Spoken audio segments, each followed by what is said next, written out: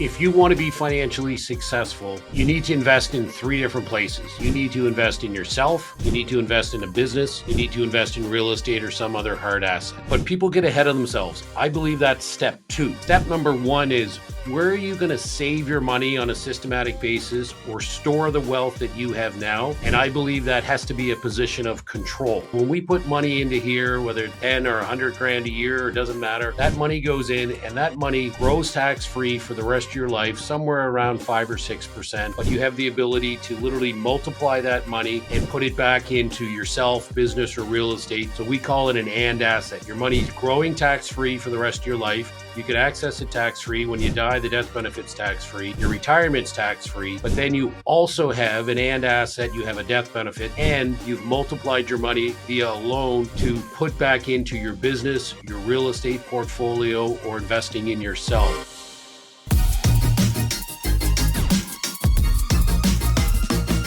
Darren Mitchell, welcome to the show. Thanks for joining me.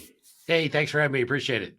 So Darren, tell me about, the question I often ask is because, of course, your intro, as good as it is, it never does justice to when I ask my guests, when you talk about control and compound as a business and people say, well, what do you do?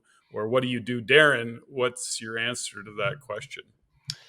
Yeah, so what we do at Control and Compound, we help business owners and real estate investors across Canada take control of their finances. We use a product called called the Infinite Banking Concept, where we really put portion of their money, whether it's corporate assets or personal assets, in a position of control, so they can multiply those monies and invest in where we think they should be investing the money.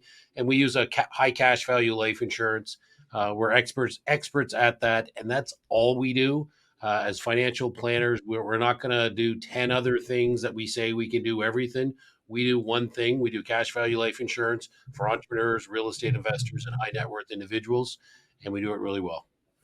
Okay, so let's unpack that a little bit more. It's interesting that I was just speaking at an event this past weekend, and there was an individual there who wanted to talk to me about life insurance, but he was more of doing a bit of a survey. And his question was, when you hear the term life insurance, that somebody wants to talk to you about life insurance, what's your response to that? And I go, right away, I don't want to have this conversation. I'm not interested in learning more. So that's because I've been in business a very long time. I've looked at life insurance. And the reason I'm kind of approaching it this way, Darren, is because that isn't the case. Now, what we're talking about, although you talk about life insurance, it's slightly a different context, or quite a big different in context of what traditionally we think about life insurance. But that's my story. Give me your kind of perspective, or how you position it with a potential client in terms of life insurance in that context. Yeah. So I think if you want to be financially successful, you need to invest in three different places. You need to invest in yourself. You're the greatest asset you'll ever have. You need to invest in a business, and you need to invest in real estate or some other hard asset. But people get ahead of themselves. I believe that's step two. Step number one is, where are you going to save your money on a systematic basis or store the wealth that you have now? And I believe that has to be a position of control, because usually when the deal of a lifetime happens is when the real estate markets are down or the stock market's down. So step one to me is, if you think of your financial plan, the base of your financial plan has to be a position of control. And our experience is that has to be cash or cash value life insurance. And we show clients why cash value life insurance is a million times better place to save your wealth. And when we design these insurance contracts, there's only 4 products out of 10,000 different options of insurance products in the country that we can use. So when people say insurance is a horrible place for your money, I'm like, I agree 99.9% of the time. But the way we design these specialty contracts is we not really focus on the death benefit. We focus on the cash amount. So when we put money into here, whether it's 10 or 100 grand a year, it doesn't matter, that money goes in and that money grows tax-free for the rest of your life, somewhere around 5 or 6%. But you have the ability to literally multiply that money and put it back into yourself, business, or real estate. So we call it an and asset. Your money's growing tax free for the rest of your life. You can access it tax free. When you die, the death benefit's tax free. Your retirement's tax free. But then you also have an and asset. You have a death benefit, and you've multiplied your money via a loan to put back into your business, your real estate portfolio, or investing in yourself. So we don't think of it as the greatest investment you're ever going to make. We think of it as the foundational investment where you store or save your wealth. And the way we design the contract, it's all about the cash value. The death benefit is it's important long term, but it's not the focus. So it's not, I need $500,000 of death benefit. Do I do this? Well, no, great. You can use some cheap term insurance. That's for you. But if you want to grow your wealth tax free, tax efficiently, this is the most effective place to store your wealth. Okay, so walk me through that process. So I'm meeting you for the first time, and because I've heard of you, and I'm going, tell me more about this, and walk me through the process. If you are looking at, Patrick Francie or anybody else, you can use me as an example, or we can just make a case study up. But give me a case study of what the process looks like that is different than whole life or term insurance or whatever other products are out there. What is the process that I would go through? So if I've got 50 grand or 25 grand or 100 grand or whatever, $1 million, like where do we start this conversation? And so that I understand that, okay, I've got this capital and I'm going to take it and I'm going to hand it over, or Yeah. what am I doing? Yeah. So great question. So the product we use is a special designed version of a high cash value whole life policy. It's a participating whole life policy where it just means you own the fund. But let's walk through an example. Mm-hmm. So let's say someone's a real estate investor, mm-hmm. and they go, okay, I'm sitting on cash. What can I do with that? Can I put it in an RSP and put it in prison? Can I put it in a locked in government vehicle, where when I want to access it, I need to pay a bunch of tax? I can put it in the stock market where it could drop 30 or 40%. I can put it in something volatile. And I would say to the business owner or the real estate investor, you've got lots of risk in your life, right? As a small business owner, you've got 90% of your wealth tied up in one small business. You've got that risk. So for this money, let's say that $25,000 a year, put it in this high cash value life insurance. It's gonna start underwater, but long term, let's say it grows at 5 or 6%. Now we're in year 4, and let's say you get 100 grand ballpark or something, and you go, hey, I have this real cool opportunity, because cool opportunity to buy a piece of real estate, a fourplex in small town, wherever. And you go, it's 400 grand, and I need to come up with $100,000 deposit. Mm-hmm. And typically what people do is they get on that compound growth curve where they're saving money and they're compounding. And then when they're ready to invest it or spend it, they cash it out and go back to zero and restart the compounding. So what I learned when I studied the wealthy is they never stop compounding.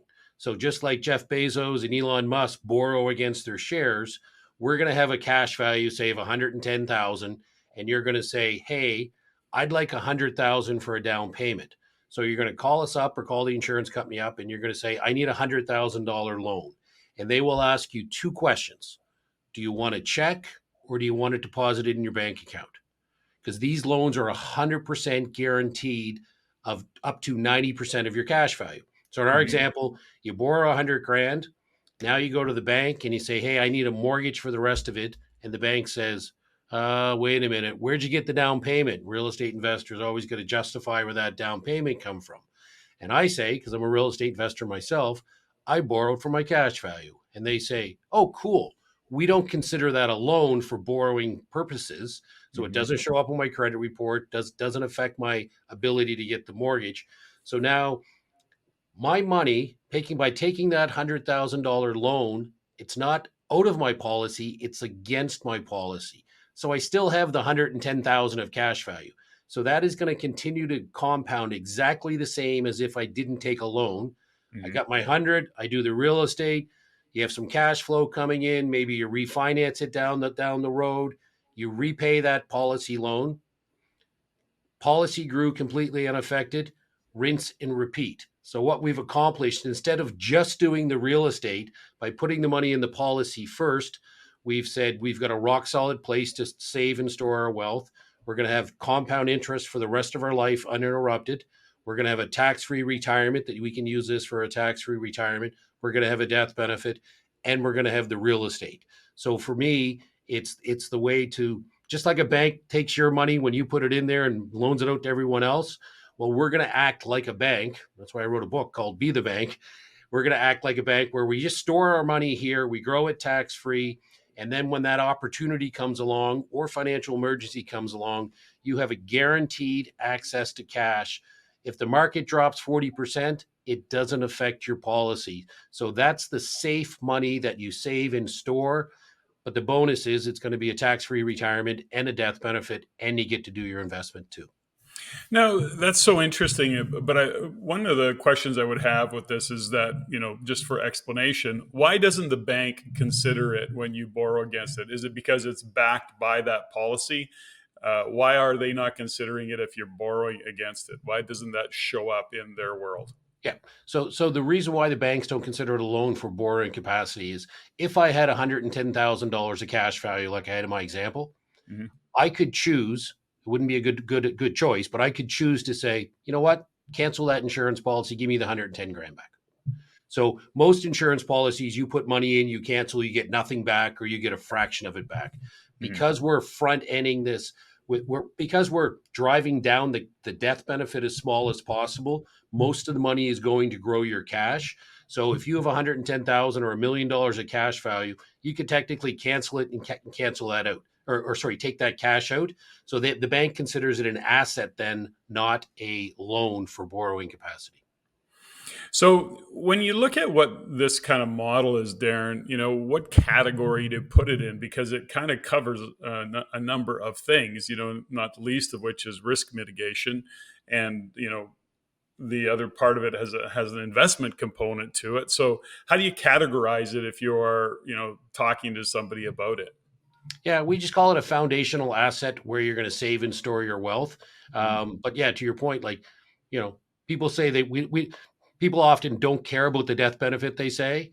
Well, fast forward 10 or 15 years, they care a lot about the death benefit when they realize, hey, it'd be nice maybe to keep these properties in the family. It'd be Mhm. nice maybe to have the ability to, spend my other money or refinance my properties and not worry about dying with a mortgage if I knew I had millions of dollars of death benefit, because that money's going to continue to grow tax free, and your death benefit is going to probably grow to millions of dollars by the time you die. So I just call it a foundational asset. It's where you save and store your wealth, and then you take that, you multiply it, put it back into yourself, business, real estate, or deal with emergencies. Now, is this primary, is this your primary business I know that you're a real estate investor. I mean, you're an entrepreneur through and through, but is this your primary business? Is this what you're focused on day to day, Darren? This is what we do every single day. We've got wealth coaches that we specialize in this one thing that we're talking about. Now, there's different variations depending upon business owners and if there's a state tax and all that. But yeah, this is all we do. And our belief is our niche is so tight and firm that we're experts at this, and we don't think anyone else does it better. We don't try to be experts at everyone. I always love the old financial planner that gives you his card and lists 37 things he can do for you, Mhm. on both sides of the card. And how can they be experts at all of it? We are experts at this. If you want to talk about how your RSP can go from a 7 to an 8% return, we're not your guys. So tell me a little bit. Let me give you a bit of background. So first off, I love this model, by the way, and I've had other guests on the show, U.S. based, and you're not U.S. based. You're Canada based. You're on the East Coast. I think you said Nova Scotia. I'm trying to Yeah. remember. Yeah, perfect. You're Nova Scotia, and that's your home base, and you've got coaches across the country. Is that correct? Yes. And so, what got you, like, give me a little background, Darren. What got you on this path? How is it that because you've been doing this for a while, what was the fork in the road, or how is it that you came across this particular business model? Yeah, for me, my the turning point in my financial world and my entrepreneurship world happened in 2008. So I up till that point, I was a traditional financial advisor, right? I'd be one of those guys saying, "Hey, if you do really, if you trust me and put all your RSP money with me, I'll do such a good job. I'll make you poorer in retirement into a lower tax bracket. So when you take it out, you'll pay less tax." Right? I look back and laugh at that. But I was actually salmon fishing in Alaska with a friend of mine in 2008, September 29th, when the stock market crashed. And I board his truck every hour to go up with my old BlackBerry and hold it up to try to call the office to say, how's it doing? It's down another thousand, down another thousand. And to me, that was the pivotal moment that I realized I wasn't in control of my clients' money and I wasn't in control of my money. Mm. So I was still in my 30s at the time. I was going to be fine, but I never wanted to be in that position again where I wasn't in control of my money to give up that control. So I literally spent a couple $100,000 in 2 years of my life at that point, traveling around North America, spending a lot of time in the States and Canada, learning what wealthy people do. So I literally studied the wealthy people, and I had just such some incredible mentors, people that would invite me to their homes for days at a time and just to teach me how they invest money as wealthy people or the wealthy clients that they deal with. And what I gathered from that 2 years was, holy cow, wealthy people don't panic when the stock market crashes because they don't have all their eggs in that RSP lotto. Our Mm. wealthy people take advantage of opportunities when it comes along, even if the markets are down and things are on sale. And what I found was so many people were doing this concept, this cash value life insurance designed the right way, but no one was talking about it because the banks don't sell it. The financial planners would rather put your money on their asset books. And I was like, well, this is it. This is how I want to go forward. So really, 2008 for me is when I changed my business model completely, and I said, this is what I want to do. And I just transformed my business. And it was, from a business perspective, it was fantastic. It was some rough years, totally changing the business model. But I look back now, and if that didn't happen, I wouldn't be here where I am today in Control and Compound. Certainly wouldn't be where it is today. So I look at this model, and you can kind of fill in the gap, but there's a part of it though that is, when we look at risk mitigation, wealth preservation, whatever terminology that we want to use, because it's a little bit of both. I mean, this does make up for a pretty effective way to have and create a rainy day fund, if you will. So, in other words, if you have that when the tough times come, you have access to that capital and you can literally borrow against it and or draw it, I guess. But I mean, ultimately, it's another way to make sure that, to your point, on the risk mitigation side of it, I don't know. I'm looking at it and I go, that's one of the benefits of it, I would think. What's your Yeah, kind of comment on that? absolutely. So, again, some portion of your portfolio, especially if you're a real estate investor or entrepreneur, you have a lot of risk. Some portion of your portfolio, we say, just like the foundation of your home is the most important part. Without a strong foundation, the house crumbles. Your Hmm. financial plan is the same way. And this is the foundation of your financial plan. So when that disaster happens, the house isn't going to collapse. When that opportunity, so, we can call it an emergency fund. We think it's a lot sexier to call it an opportunity/emergency fund, Yeah. because that's really how I look at it. People go, well, how much do I have to put into this? And I'm like, well, nothing. But how big of an opportunity do you want to take advantage of? So Right. I've got 7 figures of cash value. So if the stock market drops 50% next year, maybe I'll all of a sudden warm up to the stock market, knowing I could borrow 90% of my cash value, take advantage of that. If we see Hmm. a big correction in real estate, if see a big correction in Bitcoin, whenever I look at, every time I save money, I'm comfortable putting the money away, because as an entrepreneur, I used to be hesitant to put money into something like an RSP because what if I need it? Hmm. I have no problem putting it in here, because if I need the money next quarter to make payroll, I know I can take a loan and be fine and Hmm. not interrupt my growth. But really, for me, it's that opportunity slash emergency fund, because I tell Yeah. people every single day, I promise you there's going to be opportunities come your way. And I promise you there's going to be emergencies come your way, financial emergencies. And how you're prepared to deal with them will change your financial life and the life of your family. It's so great. Yeah, I mean, you can term it however you want, but the concept is the same, right? You can call it a reserve fund, emergency fund, an opportunity fund, but ultimately, what it does is it gives you access to capital for whatever you need when you need it. And again, that can be reserve, opportunity, emergency, however you want to look at it. But if I'm born against it, is it what is it? What is the rate based on in terms of the loan? Yep. So there's four companies we use, and they rate today. They range anywhere from 6.5 to 7.75. Talk to Mhm. me 3 years ago, I would have said 4.7. It was there when interest rates were down. Yeah, But we talk about, contingent or contingency funds or emergency opportunity funds. yeah, But if you fast forward, you're a 40 or 50-year-old entrepreneur, real estate investor, you fast forward, well, what do you do when you're 70 with this? And all of a sudden, listen, I don't want to do any more real estate deals. I don't want to buy any more businesses. I don't need to put the money back into my business. What do you do with it then? Well, in retirement, we're going to take those tax-free loans against our cash value, and we're never going to pay those back. So let's say you decide at age 65 or 70, you know what? I'm not going to do any more deals. I don't need to borrow and pay it back and take advantage of opportunities. Why don't I take 100 or 200 grand a year tax-free loans and never pay those loans back? And you have the ability not only to not pay the loans back, but not pay the interest. They will capitalize the interest, and we can get better rates in retirement because there's different loans we can get.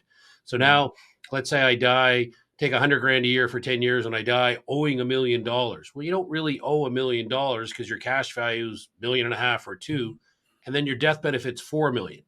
So the insurance company comes into your family and says, hey, here's a $4 million death benefit, but we're going to subtract the million plus interest that Darren spent in his lifetime, and we're going to pay you 2.8 million or whatever the number is.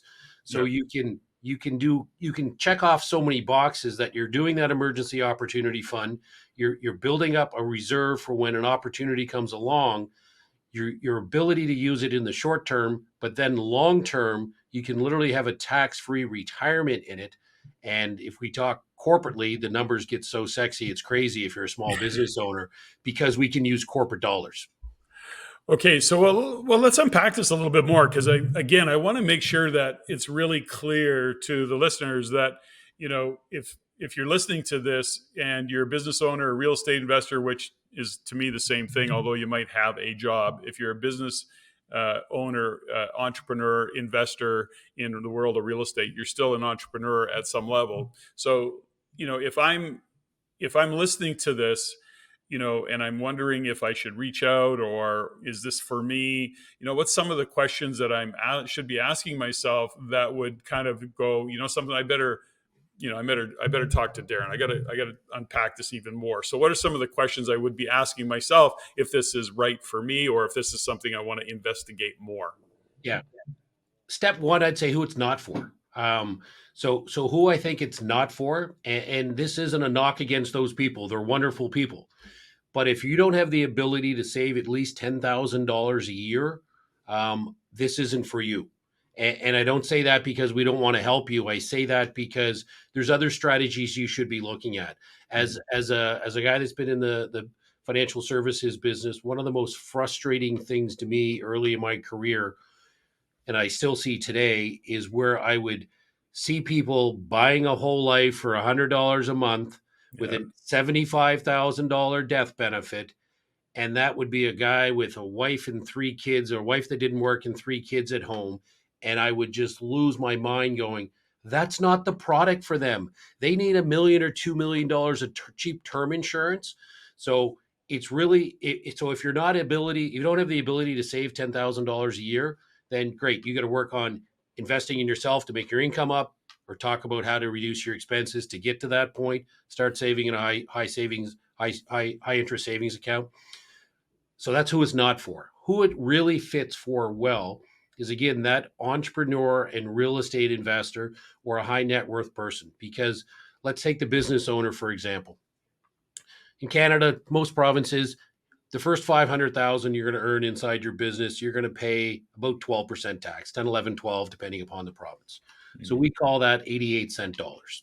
So let's take a dollar inside your corporation. So for a business owner, if you have retained earnings, which means there's money that you didn't spend at the end of the year sitting in the corp, you've got a couple choices. You can say, okay, I've got a dollar in my corporation. I can pay that out to myself as a salary and I can be left with 50 cents, or I can leave it inside the corp and be left with 88 cents.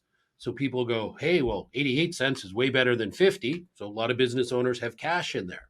Mhm. But what they don't think of when they do that is what additional levels of taxation have I just attracted? CRA loves when you do this because you're going to pay tax on the growth, anywhere upwards of 50%.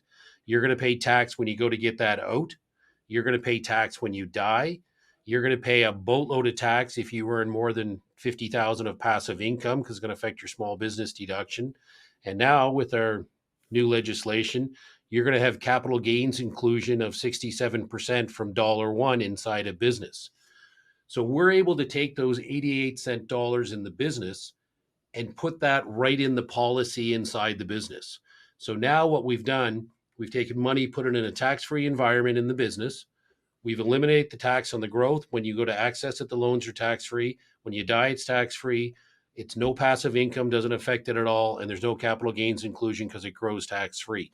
So if you start talking to a business owner about eliminating 3, 4, 5 levels of taxation, the numbers get crazy. Well, we always got to warn people and we go, listen, I'm going to show you the difference between traditional investing and this, but I want to warn you, it's not because we're getting you a 38% return. We're just boring but effective. But if we can eliminate multiple levels of taxation, it can grow faster, it can provide opportunities. And then in retirement, you're going to be able to access this tax free. If it's set up right, personal loans tax free. So you're not kicking the can down the road like an RSP where there is a day of reckoning coming where the tax is going to be payable. This Mhm. is going to be an opportunity that you can literally defer the tax, you die, the death benefit flows out of the corporation. So for business owners, it's cool. For real estate investors, they always need access to cash, the ability to get those unstructured loans. You can pay the loan back when you want, how you want, and if you want. That flexibility is unheard of. You know, we got a guy who works for us, he came from one of the big banks in commercial lending. He's like, when he first learned about it, he's like, holy crap, this is like the holy grail of loans. What do you mean? You decide if you want a loan, you decide if you want to pay it back. You get to all make all those decisions. So we're trying to give that control back. So Mhm. grow tax free, access it tax free, and that bulletproof portion of your financial plan. And then I tell people it's not for all your money.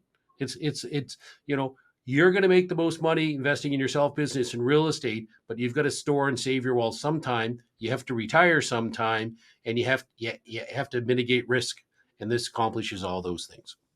Yeah, so I guess if somebody is in a small business and they got 100 grand or 50 grand or a couple 100 grand sitting in the bank, and they're don't want to. I mean, we may have talked a little bit before we got on air, but if somebody's got capital sitting there that they don't want to tie it up because they want to have the liquidity should they need it, this would be an option to whatever, take that 100 grand, whatever the number is, park it and have it there again for the opportunity that shows up, or the reserve fund. Is that in line with what you're saying? 100%. But I would just add to that. So let's say, a lot of small business owners, their retirement plan is their holding company, their holdco. Hmm. So every year, if you can put, if every year, like you're a doctor or a dentist or someone like that, that's going to be in business for a long period of time, what are they doing? They're earning money inside their corp. They're taking salary or dividends for a portion, and what they're not spending, they're rolling tax free over into their holdco, and then they need to invest that. And if again, if they start investing that, they could go offside with the $50,000 passive income rule. They could have, huge downturns in the market, and then they're going to have to pay tax on that to get that out down in retirement. So, Hmm. it kind of checks a lot of boxes that you can say, okay, maybe I have, let's say, $1 million portfolio and I've got 30% in fixed income. Well, what's your fixed income going to grow? Well, it's going to grow slightly less than this will probably grow on a fully taxable basis. And when you need money, you'd have to cash that out, stop the future growth. Versus this, you could put the money in, grow on a tax free basis, Mhm. and you have the ability to leverage it to do opportunities, and the ability to have a death benefit that's going to take care of all kinds of debts. Let the business or the property stay in the family, or let you spend a lot more money in retirement. Because the death benefit, as sexy as it doesn't sound to a young person, Mhm. to a 70-year-old with where you are, or even here in my province now, you picture what houses are going to cost in 30 years. Mhm. I've got a home, let's say it's worth 4 or 5 million in 30 years. Wouldn't dream of having a mortgage on it at that time. But you know what? If I had a $5 or $10 million death benefit, why wouldn't I take $100,000 a year line of credit against the house, die owing $1 million? Who gives a crap if there's a $10 million death benefit? So there's so many options that you can use with this. We call it infinite banking for a reason, the infinite options. Versus what most people are doing is they're rolling that dice of the Monte Carlo of the stock market. And if that doesn't work out, they're screwed. As Mhm. opposed to, why don't we take a portion of that money, de-risk it, and have all these added benefits? Is there just, I'm just doing some quick math in my head and, working through the whole learning process of this whole thing, Darren. But, when as I'm listening to you speak, I'm going, if I can borrow money at 5%, if I borrowed 100 grand and entered it in and put it in this, would that make sense? Would that like balance out? Would there be an advantage to it on the tax side of it later on? Yeah. So typically these policies, not typically always these policies, you're gonna have to fund them for a period of time. Yeah. So you can't put in one lump sum and you're done. Yeah. So as a minimum, you're looking at 5 or 6 years contribution. Sometimes we can get a little bit quicker. Yeah. Ideally, you're gonna fund it until you retire. And Yeah. even after you retire, people go, well, I want to pay for 10 years till I retire. And I go, okay, where are you going to put your money in year 11? Yeah. This is growing at, say, 6% at the time. Yeah. And you can access it, and you're just going to sit it in a bank account at zero. So if you look at, you need to put it in there. Do we have people that borrow for the first year or two premium payment too, especially in the real estate world? Sure. It's Yeah. not a good long-term strategy to borrow every year for your deposit if, Yeah. if you needed to do several years. But one of the cool things is you can actually borrow from your own policy to make the premium payment. So Mm. in that example, let's say we did 25,000 this year and 25,000 next year. In year three, you go, listen, business just went south. Things are terrible. I can't come up with the 25 grand for year three. And it's like, well, because we put so much of it towards the cash value, you're going to have enough cash value there that you can literally borrow 25,000 of the insurance company's premium, make the deposit. Your policy is going to grow exactly the same as if the premiums were paid because they were paid. Hmm. And then maybe do that for 2, 3, 4 years. And then you refinance, you have a good year, you pay off the policy loan down the road, 100,000. You never interrupted that compound interest snowball Yeah. versus what most people do in traditional investments. They cash it out and stop it's like start, stop, start, stop. This, once you get on this compound interest curve, you never get off it. And that's what Hmm. I found the wealthy do. They never stop compounding. They never sell their investments. They find other ways to leverage them to get access to tax efficient money so their investments can continue to grow. I love it. So let's go back. I want to know a little bit more about Darren Mitchell and your own journey, Darren. This is a very entrepreneurial way. We were talking off camera. Just how you are. Entrepreneurial by spirit. And did you come out of the chute that way? Like, were you always entrepreneurial? What was your journey? I mean, at this point in your life, you've had a few different opportunities in business, including being a real estate investor, but when you kind of young man growing up, were your parents entrepreneurial? I'm always curious, is it nature or is it nurture? Is it something that your parents were that way, therefore you kind of followed that path? What is it for you? Yeah, my parents, my dad worked for the phone company. My mom was a school teacher, Wow, there you and go. I remember being 13 years old. My mom had a mortgage book back before the internet and stuff. We could go through at different rates. And I would literally go in the classified ads and find duplexes and figure out the mortgage rates and say, we should buy this duplex because the payment and And I'm sure I was missing a few additional costs at the Of time. course. And then when I was 19 years old, I started my own painting company. And I probably learned more in that 1 year of having my own painting company than I did in my MBA. So, and so when I graduated from my MBA, like most people, since I was a young child, I always dreamed of selling life insurance. Um, so I literally went for an interview in the insurance business for practice because I was like, I got an MBA, man. I'm not going to be some friggin' short tie insurance salesman. Uh, And I went for practice, and here I am 30 years later, and this is the field I'm in.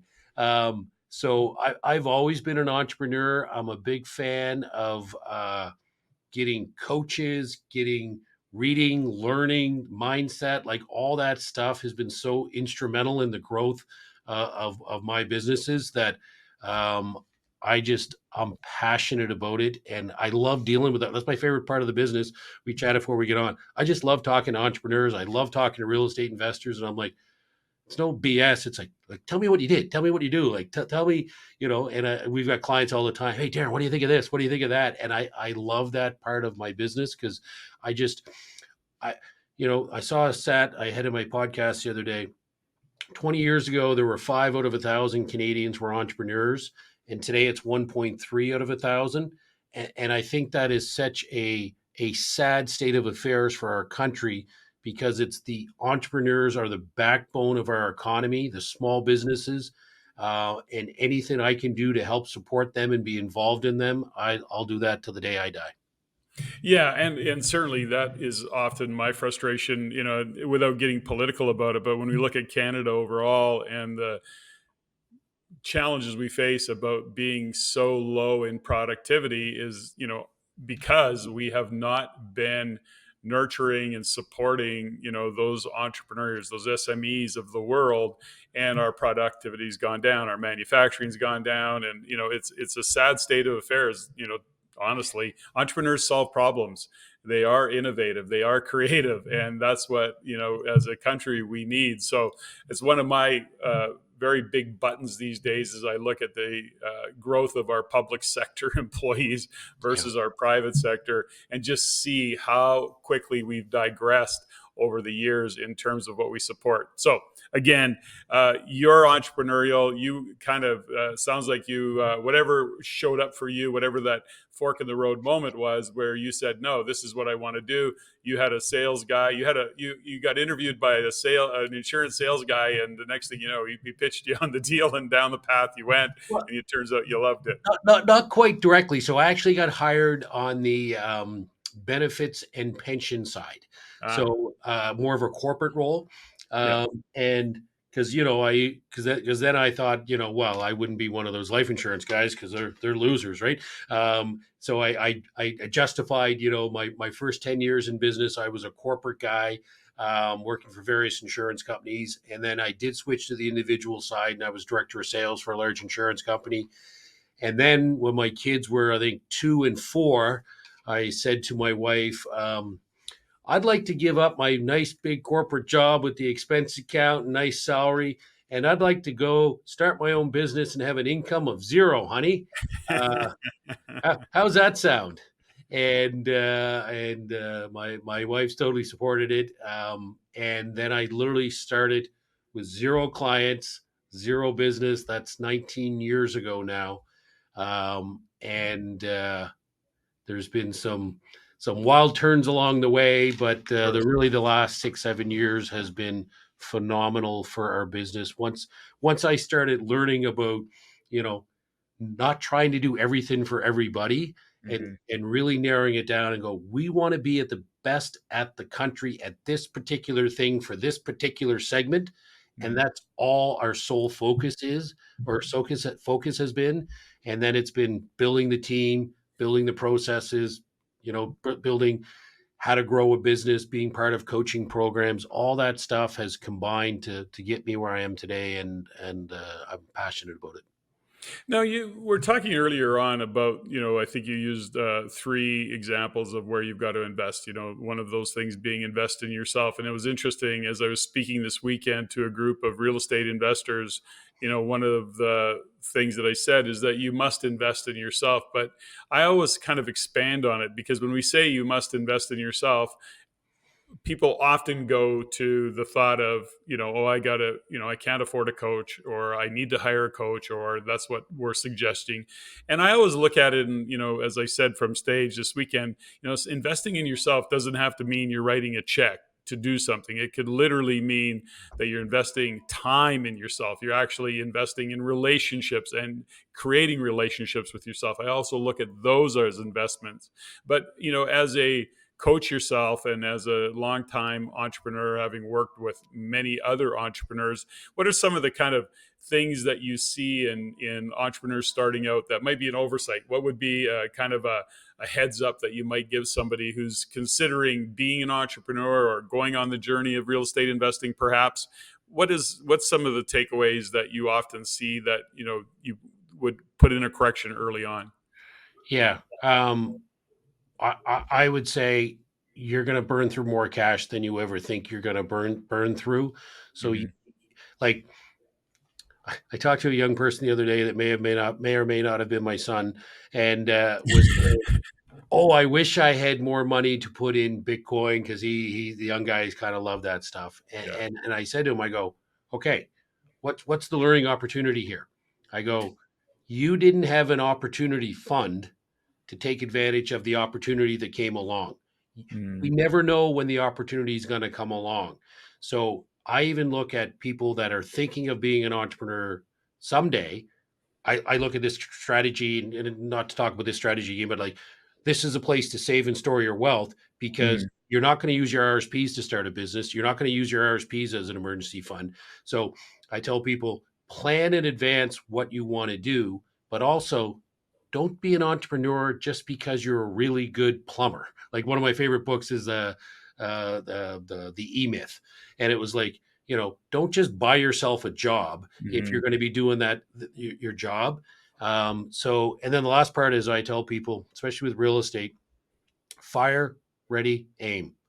So many people have paralysis by analysis, that they spend so much time analyzing this. Or, I speak at these conferences, and you get to a conference and you're all excited and you're pumped up, or you listen to a podcast, you go, "Oh, I got to do that, I got to learn about that, I got to do that." And then they don't do anything. And to Mm-hmm. your point, it doesn't have to be costly, right? You can Mm-hmm. watch listen to a podcast for free, right? Mm-hmm. The Kindle version of my book is 99 cents. Okay. Mm-hmm. I just want people to read the book, to educate them on how to be an entrepreneur, and what you should be doing. So there's so many free resources. And then the last story I'll share, for a real estate story, we had a client a few years ago now. He's 24 years old. He joined a real estate group, like I did. I'm a member of Rain. Joined a real estate group and said, "Okay, I'm gonna hire a coach." And he hired a coach, and it was a lot of money for him at the time. He bought a 14 unit apartment building later that year with none of his own money down, and had great strategies on how he did it. And he bought it like 4 or 5 years ago now. So he's made all kinds of money off that. But Mm-hmm. what do most people his age get worked up about? Did my $5,000 or $10,000 RSP contribution do 6 or 8%? Who gives a crap? Mm-hmm. It doesn't have to be a lot of money to invest in yourself, or it doesn't have to be any, but level yourself up. We've got some charts that we used to show people and say, if you could invest in yourself, instead of a 3% increase each year, you could get a 15% increase in your earning potential over your working career. The difference is $23 million, or some crazy number. And people don't think of in making themselves better. They Mm-hmm. think of, "Oh, I go to work, and then how do I invest my money, that what I have?" And I say, don't worry, especially when you're younger, about what you have. Learn about what you offer. And if you can increase the value that you're worth, you'll increase your earnings so many times over than you will just setting a little money aside and investing in it like everybody else. And I love that. And so this is a great point to insert. Give me the title of your book and the title of your podcast. We're going to put the description in, or we'll put the links in the description. But why don't we do a shout out for your book and your podcast right now? Sure. So my book's available on Amazon bestseller called Be the Bank by Darren Mitchell. I have a second one called Infinite Banking for Real Estate Investors. And then our website's Control and Compound, and our podcast is Control and Compound with Darren Mitchell. We've got probably 170 episodes on there where we just talk about business, we talk about investments, we talk about cash value life insurance and infinite banking, talk a little bit about Bitcoin, and just entrepreneur stuff. Like we shared our core values the other day on a podcast. The system we're using, like we share what we're doing too, and we tell people when we fail too. I love when I have these friends in Birmingham of mine, and they're always like, well, that didn't work, we tried this and we tried, and I always like that honesty of stuff. And I tell people I've made horrible decisions through my life. I got a whole list of them, but I've learned it from every one of them to say, okay, what did I learn from that mistake? So we try to share all that in the podcast, and they're only like 20, 25 minutes. We don't, not a lot Yeah. of fluff about what we did on the weekend. We just want to get factual information to people. Yeah, it's so interesting. I've literally this past year celebrated my 40th year in business, and it's like how many mistakes. People are so afraid of failure and so afraid of making mistakes. And I'm going, you got to, that's the first thing you got to get comfortable with, knowing that you're going to make mistakes. You're not going to get the outcome. And I don't even like to look at them as mistakes. A very, very wealthy friend of mine once shared the story that he doesn't make mistakes, he just gets a result. And he either likes the result or he doesn't. And if he doesn't like the result, he puts in the correction, or he just kicks the whole idea to the curb and moves on. He doesn't look at it as a mistake. And he was that way kind of right when he was a very young man, and has never changed that thought process. It doesn't even compute in his brain that that was a mistake. It was just, nope, that didn't work. It was the wrong result. Boom. He puts in the correction, or he kicks the whole idea to the curb. And I go, well, you got to admire that. I mean, it works for him. But, to your point is that, one of the mistakes that I've certainly made, or the lessons that I've learned over the years, is, don't build a baby grand piano if you don't know that that's what you really need. Take action, start to move, and then build as you go. And you may end up that you just need a player piano. That's it. You don't need a baby grand. Yet if you invest all that time and energy and money into a baby grand and it goes, no, that's not, or it doesn't even work, that's the other side of it. So it's like, just create as you go. And one other little story to that, a good friend of mine is built that way. And he literally is the guy that, we joke about it. He'll jump out of the plane without a parachute because he's 100% confident that he'll build the parachute by the time he hits the ground. And he's just designed that way. So he doesn't worry about figuring it all out. There's where I'm going. I'm going to start moving, and I'll do what I need to do as I go along. So philosophically, what's your thoughts on that, Darren? Yeah, I totally agree. I think some people are wired different than others. So Yeah. everyone's going to be different. But I'm a big fan of mindset, and it's like if you just believe where we're going to get to. So one of the books I really love from Dan Sullivan is 10x is easier than 2x. Mm-hmm. And I remember reading that, and it was so pivotal for me because I was like, wait a minute. So if I want to double my business, all I got to do is work twice as many hours and work twice as hard. Yeah. But if I'm going to 10x my business, wait a minute. Well, I'm going to need a director of marketing. I'm going to need a director of sales. I'm going to need this many wealth coach. And you start thinking differently. And now just my mind is always 10xing now. It's how do I 10x control and compound? And we've got a 4-year plan to 10x it, and we're hitting our targets. But it's such an exercise. If you believe it in your mind where the destination is, there's going to be lots of pivots and turns. And, all the time we're like, let's try this. Well, that didn't work. What did we learn? We learned we're not good at that. Well, we learned, okay, what did we take from it? And I tell young people all the time, I go, start a business, start a side hustle, do real estate. I don't care if you fail. You will learn so much from that journey. And the more times you fail, the more likely you are to succeed in the next one from what you learned. But it's to your friend's comment of jumping out without a parachute. It's to have that confidence that it wasn't a failure in the end of your life. It was Mhm. a great learning experience, and now you're going to be better for the next venture. Well, I think there's, lots of analogies, and on the podcast that my wife Stephanie and I do on under the Everyday Millionaire, which is Mindset Matters. We talk a lot about mindset.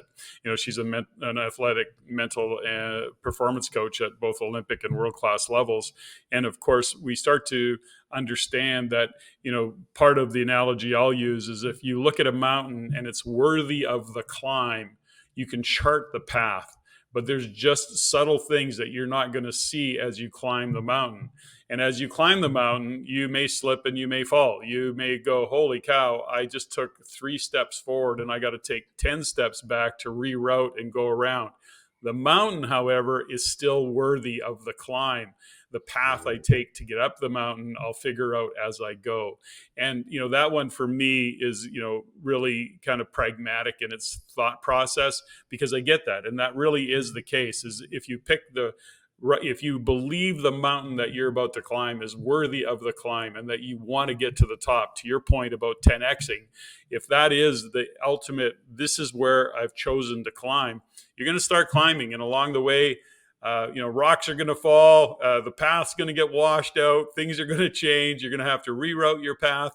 Although you looked at the mountain and you go, well, let's just take that path. It's not straight up the side like you thought it was. You have to traverse, go backwards, go forwards, and face all the challenges that you face. So that one for me in my brain kind of computes how my business life has been.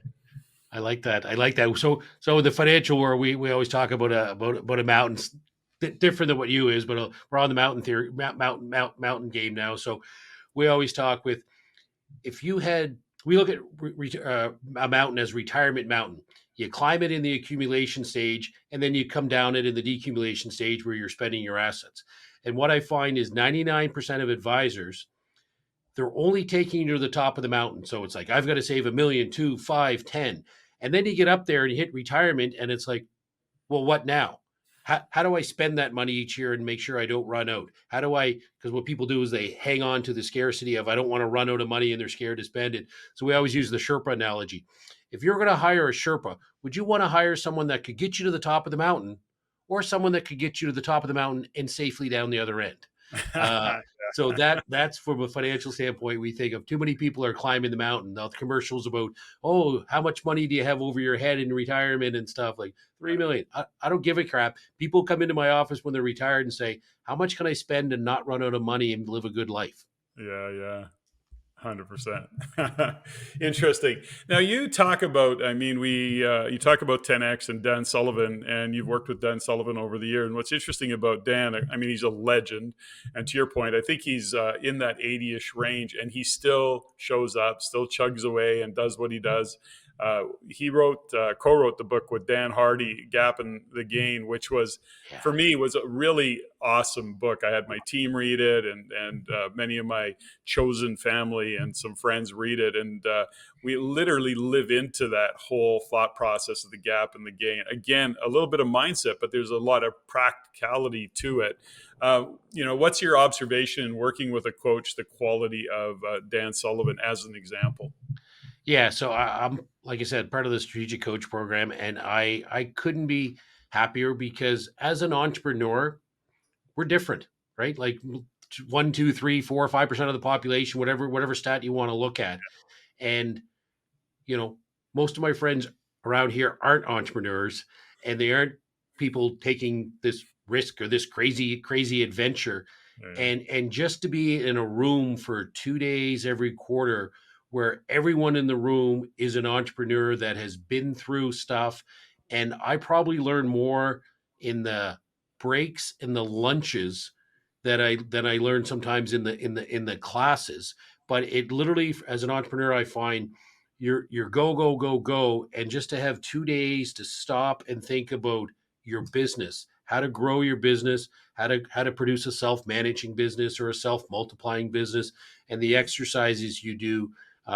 It's literally been transformational to me, because it helped with the mindset so much that you see others do it. Like the 10x, for example. I remember going through an exercise. I'm like, 10x, that's still crazy, right?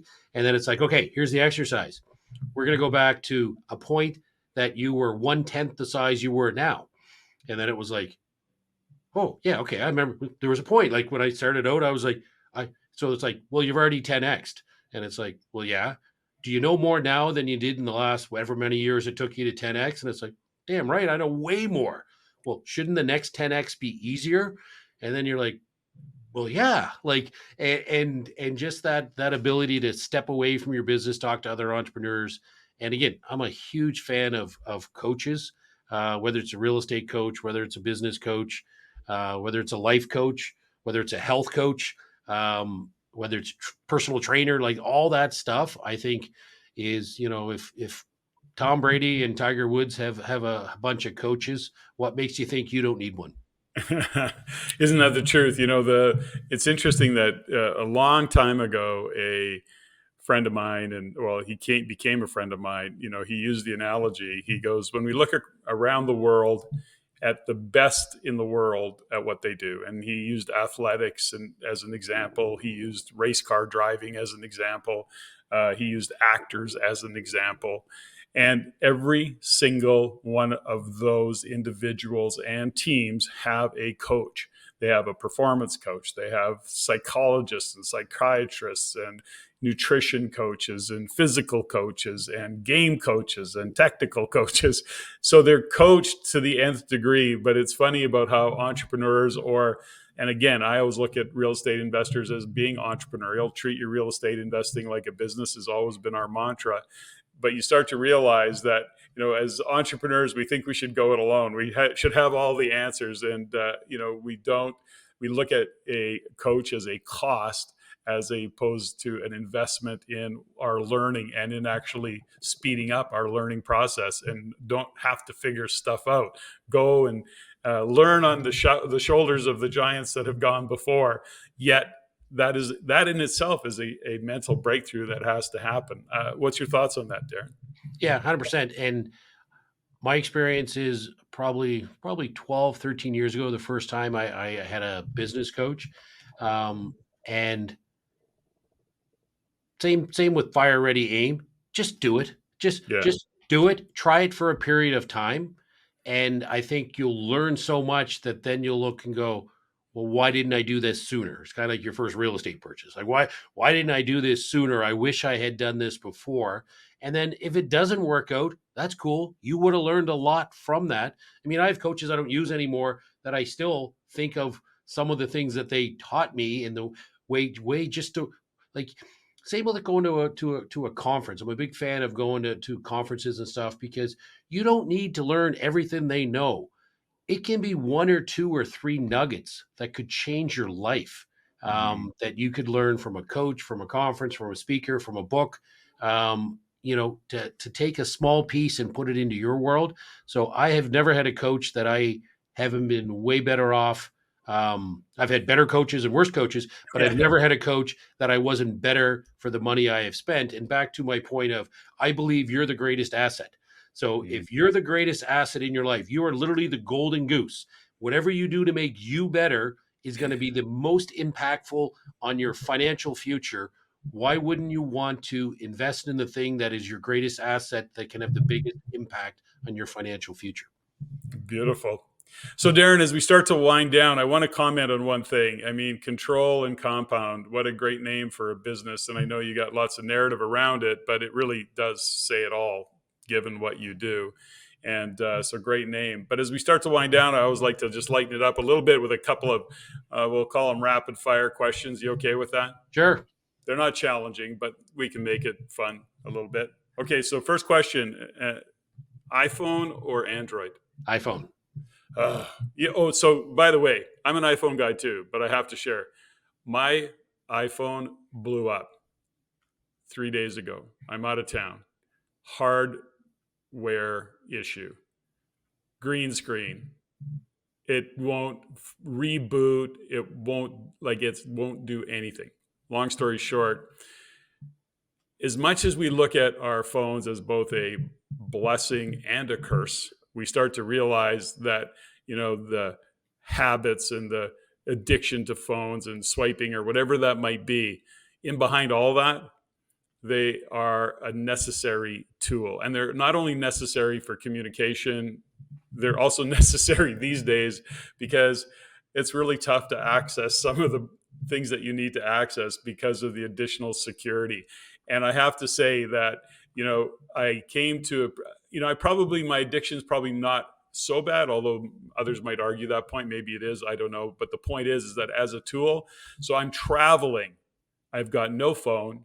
I have people trying to get a hold of me. I'm, where I can get a signal on my, I took the SIM card, I put it in my iPad, I faked it through my, my laptop. I'm going, holy crap, what a pain in the butt. Go to get an Uber. Oh, no, you can't do that. Go to show my boarding pass. Oh, no, you don't have a phone. Oh, I want to get into this particular program on my laptop. No, it's going to send me notification. The waste of time, it just drove me crazy. Anyways. You remind me of my friends with Androids when we try to have iMessage, and it's like, oh, well, can we use WhatsApp or what? Oh, come on, just get an iPhone. Exactly. First time I had it, it crashed. Oh, man. Okay. Favorite song, favorite band? Do you have one? The whole Bat Out of Hell album by Meatloaf. Oh, you know something? I bought that album.